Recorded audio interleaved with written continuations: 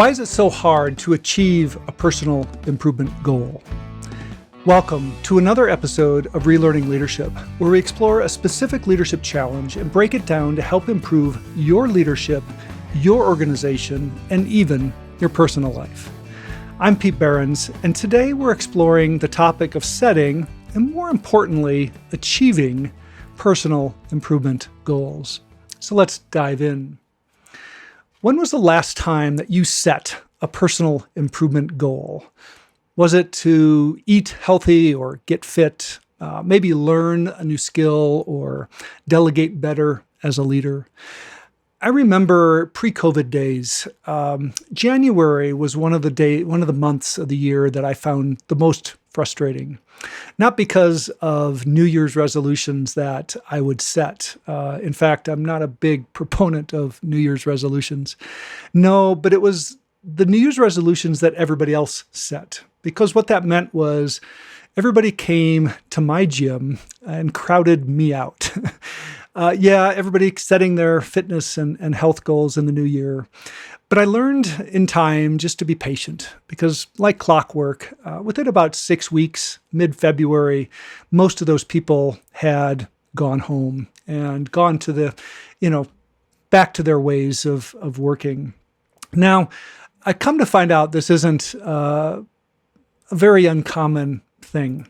In fact, research shows statistics. Let's see, who is this? A study by the Statistic Brain Research Institute revealed that about 60% of people set goals. So take, almost half of the population, we're not even setting goals, but about a little over half of the population will set goals.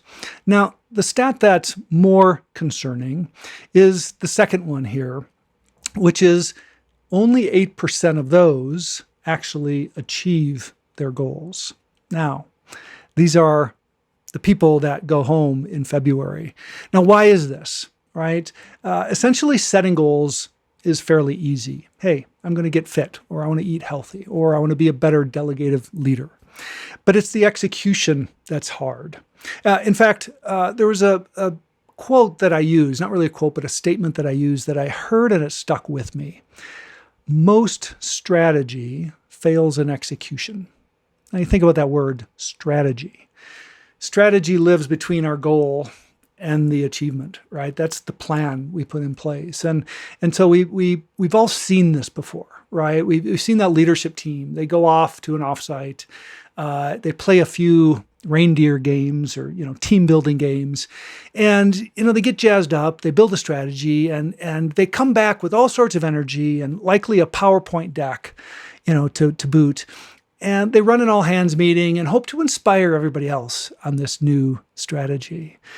And sure enough, in a couple of months, just like my gym, we've gone back to what we've always done and new initiatives arise. And you get the point. Google has studied this for a while and takes goals pretty seriously and have done something to the industry that's really kind of sparked it. And they've created something that are called OKRs, Objective Key Results. Now, OKRs have been popularized in the industry, and there's a lot of companies that have copied this mode, and for good reason. They've given kind of new life to how to maybe think about your goals and frame them. So, take for example our desire to be healthier and fitter as part of our way of life. And what they'll do is they'll take that objective and they'll wrapper it with some key results, and maybe these key results are about, hey, I want to read a book every month around exercise and diet. These are very specific, targeted types of, results. Maybe it's about 20 pounds lost, by vacation time. Or maybe it's a number like 3 times a week I want to, go to the gym. Or maybe it's I will not eat fast food for a month. Some of those kind of negative-oriented goals. So what they're doing is they're packaging this in a way that it makes it a little bit more tangible. And a lot of companies are finding success as organizations to do these, and some people doing this individually as well. I actually find a problem with OKRs, and not that they're not okay. I just don't feel like they're hitting the whole person. And what I mean by that is they feel a little bit flat to me. Right? They're heady, they're logical, but they don't hit the heart, the emotion. And so the Google OKRs lack what I would consider the most motivational aspects of goals. Right? The first one is around that sense of purpose. Why? Why is this valuable to me? What is behind this goal? And this, that's the dopamine that goes, the chemical in our brain that gives us that sense of connection, right? That gives us a sense of accomplishment. That gives us a sense of value. The second one, probably more powerful, is the adrenaline, right? That's the heart pounding, lung inducing fight or flight response, fear.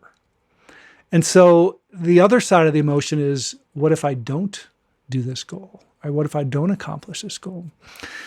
So a better tool that I actually came upon, and better for two reasons. One is I discovered it sooner in my career from a company called Salesforce. And secondly, it's better because it hits on these emotional tangents that I believe are core to the motivational aspects of not just setting the goal, but accomplishing the goal, connecting to the goal. Now, V2 Mom started with Mark Benioff, the CEO of Salesforce, back in 1999 when he started the company. They used the V2 Mom to help set and accomplish goals. Today, tens of thousands of employees, every single employee at Salesforce creates a V2 Mom personally. Now, they also create them for teams, they create them for departments, organizations, initiatives, things like that as well. The V2 Mom is an acronym. It stands for the vision. That's similar to our goal or objective. But then we have the values, the heart. Why? Why is this valuable? How does it connect to who I am as a person? And then that's the two V's, V2. And then we've got the MOM, the mom, right? This is the methods, the obstacles, and the measures. So the steps we're going to take, what's going to get in our way, and how do we accomplish this? Now, it's a bit of a geeky terminology, but I found that the holisticness of it is really, really powerful. So what we've done is we've repackaged it in something called the Catalyst Canvas. We call the Catalyst Canvas. And the Catalyst Canvas is really what we call something that will help focus, align, and accelerate that change, right? So that last part, the execution of this change. And so what we do is with the Catalyst Canvas, we lay it out. The canvas is like a grid. We throw that goal right in the center. We say, okay, my goal is to make health and fitness a priority in my life. Now, the first thing we ask is, why now, right? Two keywords: why, the importance; now, the urgency, right? Connecting the importance and the urgency into our framework starts to get at the core behind this goal and the motivators that I might start to think, positive, purpose, negative, oh shit, type motivators that are going to help me accomplish this goal. Now, maybe that starts to introduce, like, my kids are at the root of this, right? Being here, being able to do things with them as they grow, right, is critical. Or maybe it's about something I love to do, like skiing, and I want to be able to do that in the next 10 years. And if I don't stay fit and healthy, it's not going to happen. But it also might be about an integrative lifestyle, like, hey, I know that if I don't stay fit, my mind won't be as sharp. And so by connecting to those, we start to connect to the real meat of the why this is critical to us now. And also that urgency of, well, my kids aren't going to be around that long, and I don't have that much time remaining here. Now, the second piece here, and we start to explore this canvas in what's called a counterclockwise. So we start in the top left, now we're moving to the bottom right, and we start to explore what we call the obstacles. Why is this goal going to be problematic to accomplish? And all of a sudden this starts to draw out things like time. I don't have time. And maybe the emotional side of time, like, well, yeah, maybe I have time, but then I feel guilty. Like, I'll get away from the kids, or I can't help my wife, manage the kids because I'm out on a 2-hour bike ride. Or maybe it's something just about that slippery slope. Like, okay, once I kind of drop off for a day, then it's hard to get back on. And so the obstacles are probably as real and as motivating and as problematic as the why now. And so by laying those out, and all of a sudden our objectives and our measures start to become clear and start to help us understand. So maybe we pull in some of those numeric things like 20 pounds by vacation, or something like exercising 3 times a week. But maybe I can now start to incorporate some of my obstacles and my why. Maybe I do some activities with the kids more. Maybe that's a way I can combine my exercise and my purpose. And so you start to see how the model can integrate. And so the measures in the bottom right corner start to help connect the dots for us. And then finally, we have what we call the small steps. The small steps are going to be not just activities, but progress along the way.